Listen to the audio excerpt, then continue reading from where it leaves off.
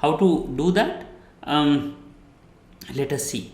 So if I see this particular number, so I have taken couple of examples. So where some of these numbers are positive, some of these numbers are large, some of these numbers are small. So if I have these numbers, now what I see couple of interesting things. One thing that if I can specify, I can say that out of my n number of bits, let's say out of my 16 bits or out of my 32 bit, I assign couple of bits for this part and some bits for this part, that would be good, and maybe some bits for plus and minus. Okay, so before doing that, let's try to understand how to read these numbers. So one thing we call, this particular thing we call significant. Significant would be 1 point and then these numbers. So this is called significant, and in the significant, because of our normal definition, in the definition of our normal scientific notations, we said this a number before decimal point has to be non-zero. So in this case, in case of decimal exponential numbers, it could be 1, 2, 3, 4, 5, 6, 7, 8, 9. But because it is binary, we have only one choice. It can be only 1. Okay, and the way we define significant is actually this digit dot rest of the digits. They're called significants. Now the significant could be plus, could be positive number, could be a negative number. So this is one particular thing. And now because in a normal notation, this before the decimal point it is going to be 1. So I can also define one more part, which is a fractional part, which is also called mantissa. So this fractional part could have zeros, it could have combination of zeros and ones. So this is called mantissa. And the third thing is exponent. In exponent also, I can assume that because it's a binary number, it is always going to be the power of 2. Now there is another number, 2's power what? So this 2's power is the exponent value. Again, this exponent value could be positive, could be negative. Essentially, if I combine all of these things, then I can, out of let's say my 16 bit or 32 bits, I can choose 1 bit for the sign of significant, whether significant is positive or negative, and then few bits I can choose, I can fix for exponent, and rest of the bits I can choose for the mantissa. So I need not to represent decimal point, but again decimal point would be implicit here. Similarly, this 2 or this multiplication sign is also implicit in nature. What we have done is that out of this whole this notations, this exponential notations or normal notations for binary numbers, normal exponent notations for binary numbers, we see that this is a 3 piece of information. If we are able to store, that means we can regenerate or calculate what was that floating point number. One, I need to know whether that number is a positive number or a negative number. The second thing, what is the value of mantissa? See, we are not talking about significant, because in significant this 1 bit, because in a normal form this is always going to be 1. So we can again this we can take it as a implicit information. Okay, so we are taking the mantissa part, and we only know the exponential values. So if we know the exponent values, we know the mantissa, and we know the sign bit, then we can reconstruct this floating point number or a real number. Okay, so the question now which arises here, that how many bits should we assign for exponent, how many bits should we assign for Mantissa? Sign would definitely require only one bit. We can say 0 means positive, 1 means negative. So 1 bit is sufficient to represent sign. But for exponent and Mantissa, this is always a question that how many bits would be required. And again, for the sake of for information, I can tell you that when these floating point numbers were initially invented, or this particular way was converged that this is how we'll represent floating point numbers, every manufacturer, people who were designing their calculators or their computers, they were choosing their own number of exponent bits and Mantissa bits. So it was not standardized, and the problem was faced when two different vendors were communicating the information. So let's say vendor 1 was writing all the information in magnetic tape, the other vendor want to read it. Now how will they know that what was their format? So there comes the standardization. Now in case of computer science and electrical engineering, standardization is done by IEEE. IEEE is a society. It's called Institute of Electrical and Electronics Engineers. So it's a institute, or it's a society which does a lot of things. It publishes papers, it publishes books, and it also help us in increasing our knowledge base in electrical and electronics. Computer science is also considered a sub portion of electrical and electronics when we see it in a wholesome manner. So they also take care of this additional thing that wherever standardization is required, wherever people have different views, they will create a standard procedure, they will create a standard definitions. So similarly, when they observed that floating point representation have different representation floating around, every vendor is creating their own representation. So they said that okay, there is only one standard, everybody is going to follow this particular one. And all these standards are given some name. So this IEEE standard is given IEEE 754 as the standard name. So in this standard name, we are going to use this by default. If it is not said, then we will by default use this IEEE 754 floating point standard. So let's say the number is 32-bit.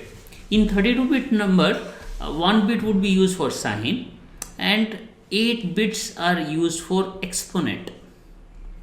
Now, as we have seen in our previous slide, this exponent could be positive, exponent could be negative. So we need to have some representation of negative numbers here. So if we remember in our previous classes, we have seen that my sign number could be represented either using sign magnitude or using 1's complement, 2's complement, or bias method. Here they have picked bias method for representing exponent. Why they have used bias method for representing exponent? Because here we are not supposed to do multiplication, mostly it is addition and subtraction. So that is why a bias method is sufficient and good. And bias of 127, and we right now for a couple of slides we just assume that 0 and 255 are not used.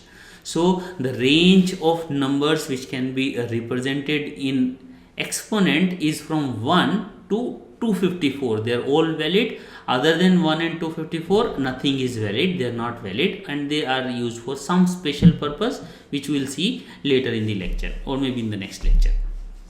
Rest of the bits, 23 bits for Mantissa. So you will also see these numbers are essentially they are using sign magnitude form, because we have 1 bit which is used only to represent sign. So here 2's complement method of representing negative numbers are used in integers, but rest of the two methods like sign magnitude, because we are representing 1 bit as a sign, and also bias method of representing negative number is used in this floating point notation.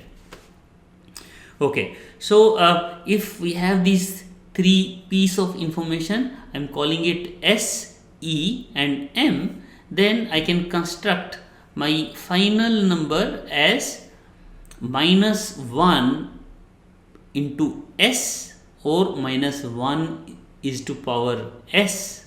Actually it should be minus 1 power S multiplied by 1 plus 0 point M into 2 is to power E. So if I have this 32-bit number from 0 bit to 22 bit, essentially total of 23 bits would be used for Mantissa, and the bit number 23 to bit number 30 would be used for exponent, and 31st bit would be used for sign. Why this particular way of representing? So it has certain advantage that, like our integers, my MSB here is telling me whether the number is positive or negative. So I can use the same method to find out whether the number is positive or negative. Means last bit I can check, and there is no particular way why Mantissa and exponents are given these particular set of bits, but because exponent is given MSB and Mantissa is given lower side or basically lower significant bits, so that there is no particular reason for that this thing, but this is how it is organized. And because it is given in a standard, so we can always follow that this particular way or this particular bit would represent Mantissa or exponent, etc. Okay, so now this is probably not clear unless we take some examples that how a number would be represented and how Mantissa or how exponent would be calculated. So let us see with some examples that how do we compute or how do we see a floating point number. So to take this example, to have this understanding, let's take a decimal number as 24.25. So this 24.25 I want to represent in binary, so I said it is these are all power of 2's. So 16 plus 8 is 24, and then 1 by 4 is 0.25. 1 by 4 is 2 to the power minus 2. So that means I can represent this number in a binary way. I can write it like 1 1 0 0 0, and then there is a decimal point, then 0 1. Now then I will have to write this binary number in a normal scientific form. In a normal scientific form, there would be only one significant digit. So significant digit means non-zero digit before this decimal point, and after that rest of the digits would be there. So if I want to write in this form, then I need to calculate how many what is the 2's power, what is the exponent value. So 1 2 3 4. So that means I can write this whole number as 1 point. I can push this decimal point at this place, 1.100001, and 2 is to the power 4. So once we have constructed this normal scientific form, after constructing this normal scientific form, then I can segregate or I can find out the three values which I require. I require sign bit, Mantissa and exponent. So because this number is a positive number, then we write sign bit as 0. Mantissa means this significant digit we remove, and after removing significant digit, whatever is left is a fractional part or Mantissa parts that we write here. So we are writing all the 23 bits in this fashion. Now I'll give you here one trick, that because the number of bits are 23 and finally we have to find out a number which is 32 bit in nature, so it would be better, always better to write this number in a hexadecimal form, so we'll have only 8 digits. Okay, so because it is 23 bits, what I am doing is I am grouping them in the groups of first three bits, and after that the group of 4 bits.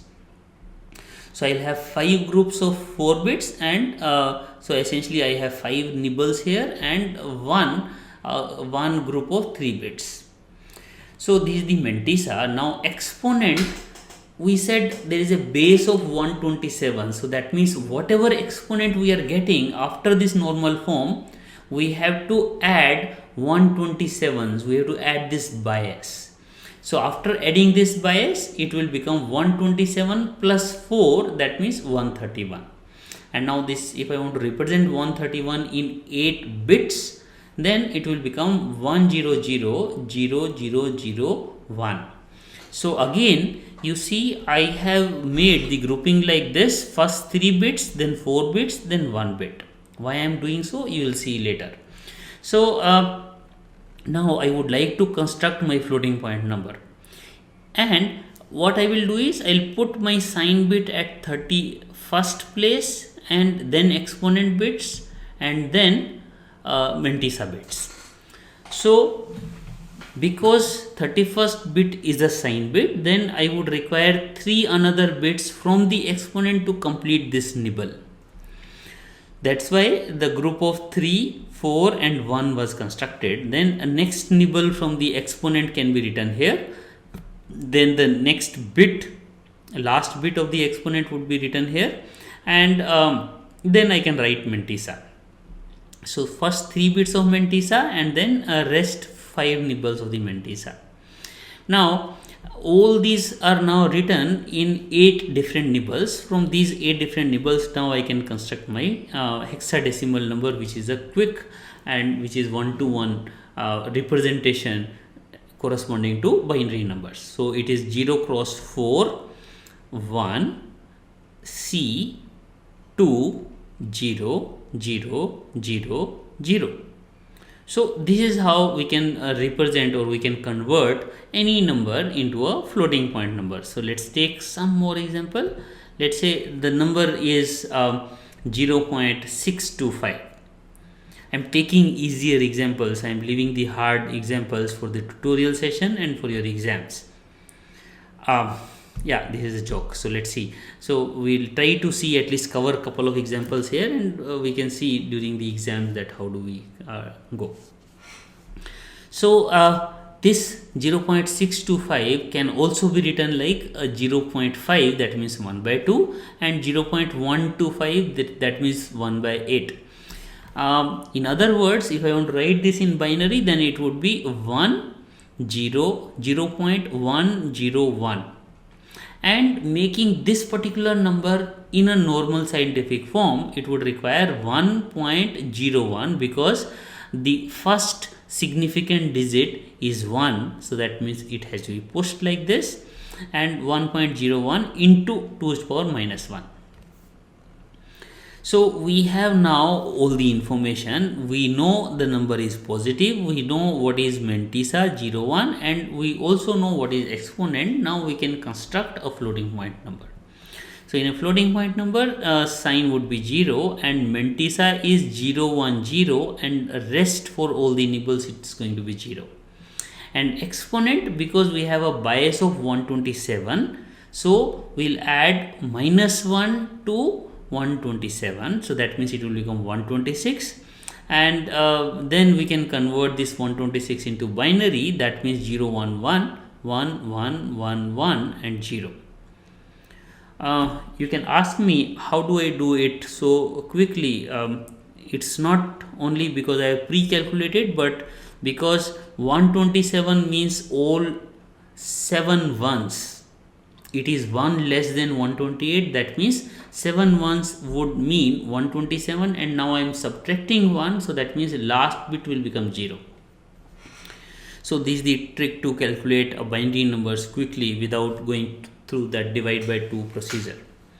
So now I have all the information. I can club that information to create my floating point number. So sign I will keep here at 0, and then these 3 bits of exponent, and then these 4 bits of exponent, then last bit of exponent, and then my mantissa of 0 1 0 and then rest nibbles of zeros.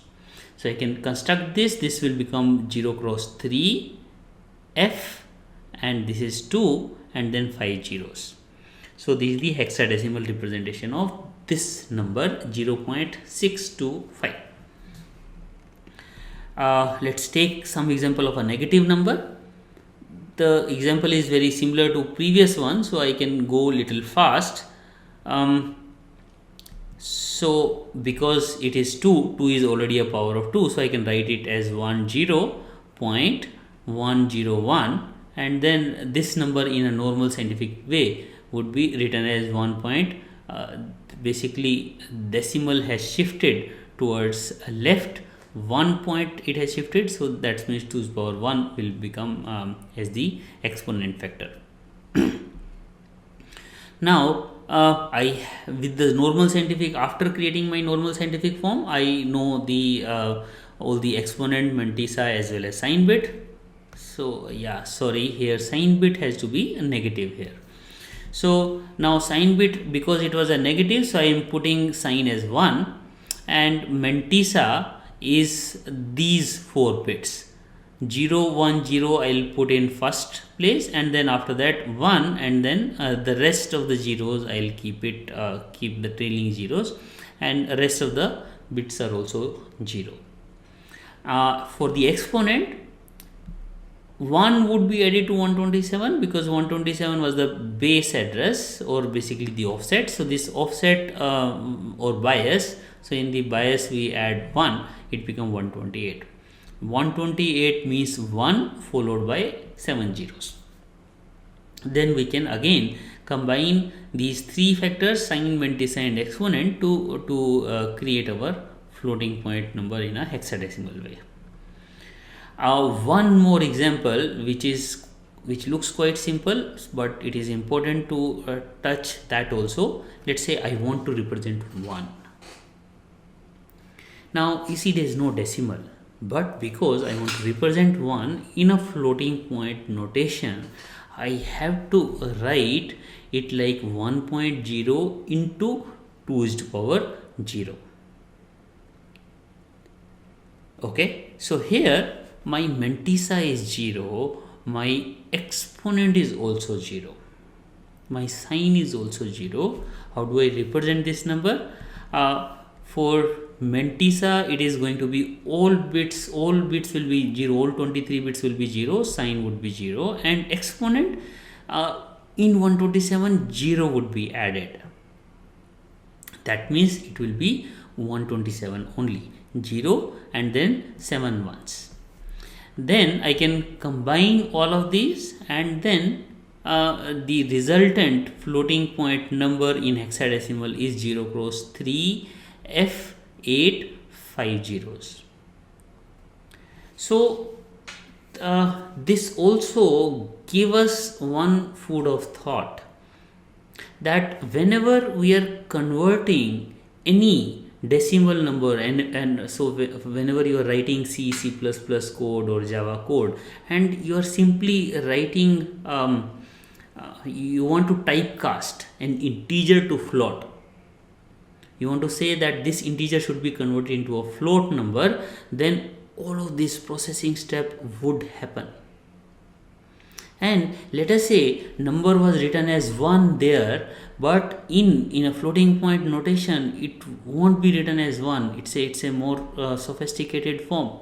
It also requires a lot of steps to convert an integer to a floating point number.